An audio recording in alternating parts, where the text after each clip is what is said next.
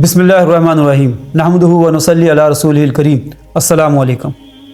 Metaverse में मस्जिद बनाई जाए, ये सवाल एक ही साहब की तरफ से पूछा जा रहा है और उन साहब का कहना यह है कि उलमा कराम से तो आज तक क्रिप्टो करेंसी का मसला हल नहीं हुआ और ये नई टेक्नोलॉजीज़ जिसमें AI और मेटावर्स तो क्रिप्टो करेंसी जैसी चीज़ को नाश्ते में खा जाती हैं। तो मैंने चाहा कि एक मुसलमान होने की हैसियत से मैं इसका जवाब रिकॉर्ड कर दूँ।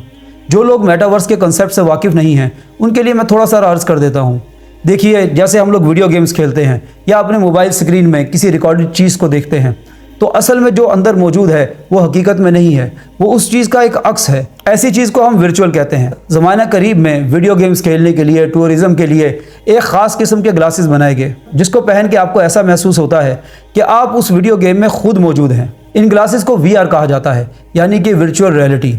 अब आज के दौर में टूरिज़म के लिए, बिजनेस मीटिंग्स के लिए, एग्जीबिशंस के लिए, वीडियो गेम्स के लिए इस VR के ज़रिए एक मेटावर्स कायम की जा रही है, यानी एक ऐसी नकली दुनिया जिसमें असल में आप मौजूद नहीं हो, लेकिन आपकी जगह आपका कोई किरदार मौजूद है और आप ऐसी टेक्नोलॉजी को यूज़ कर रहे हो जिसके ज़रिए आपको ये लगता है कि आप वहाँ पर खुद मौजूद हो।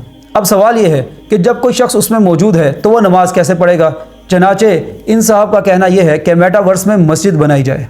अब इसका सादा सा जवाब यह है कि अगर एक इंसान को भूख लगे और उसका किरदार मेटावर्स में मौजूद है, उस वर्चुअल एनवायरनमेंट के अंदर फिर रहा है, वो वहाँ से किसी भी दुकान से लेके जो कुछ मर्जी खाता रहे, इससे उसके असल जिस्म की भूख नहीं मिटेगी।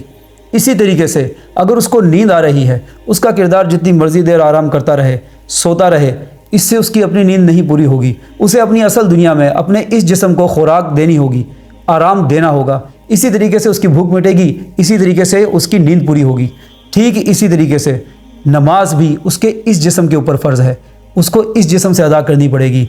चनाचे ये सवाल बेसिकली एग्जिस्ट ही नहीं करता। मुफ्त में अपना भी टाइम बर्बाद किया जा रहा है और मशहूरी हासिल करने के लिए उलमा पे जुमले कसे जा रहे हैं।